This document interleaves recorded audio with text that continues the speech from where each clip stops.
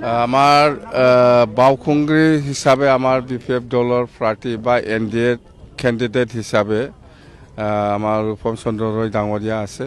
তাকে আমি ক্যান্ডিডেট হিসাবে বাছনি কৰিছোঁ আৰু সকলো জাতি জনগোষ্ঠীয়ে একচেপ্ট কৰিছে আৰু আমি দিয়া আগতে সকলো ব্লক পৰ্যায়ত বা ডিষ্ট্ৰিক্ট পৰ্যায়ত আমাৰ যিমান কমিটি আছে সকলো লগত কথা পাতিহে আমি ক্যান্ডিডেট ঠিক কৰিছোঁ। আৰু আমি ক্যান্ডিডেট বাছনি কৰা মানে বাছনি কৰি দিছে মানে এইটো সব লগত মিলিব পাৰা, বড়ো লগতো মিলিব পাৰে, ৰাজবংশীৰ লগতো পাৰিব, মুছলিম লগতো পাৰে, সকলো জাতি জনগোষ্ঠীৰ লগত মিলি পেলাই কাম কৰিব পাৰা মানুহকে আমি বিপিএফৰ পৰা বা এনডিএ টিম হিচাপে আমি ক্যান্ডিডেট বাছনি কৰিছোঁ।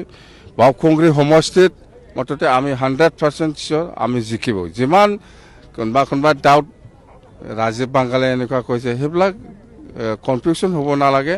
আমাৰ ক্যান্ডিডেট বিপিএফৰ ক্যান্ডিডেট ৰূপম চন্দ্ৰ ৰয়, সেইটোৱেই আৰু আমি জিকিব, ইয়াত কোনো ডাউট নাই, কোনো ডাউট নাই। প্ৰমোদ বড়ো দিল্লীতে আছে, ইয়াত আহি পেলাই কৈ পেলাই কিবা লাভ আছে তাৰ?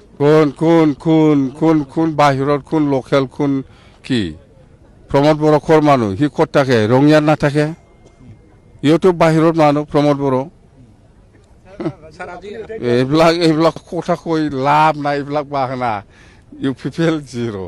ৰাইজৰ যিটো প্ৰেজেণ্ট সকলো জাতি জনগোষ্ঠী বিৰাট ভাল, ৰেছপন্সটো ভাল। মুঠতে বাউখুংগ্ৰিও 100%, কোকৰাঝাৰ LAC হিচাপেও 100% আৰু দতমা সমষ্টি হিচাপেও 100%। মুঠতে আমি কৈছোঁ গোটেই BTC অঞ্চলত 15টা সমষ্টি আছে। মই যিখিনি ঘূৰি পেলাই দেখি আছে একটাও ফেইল নহয়, 15টাত 15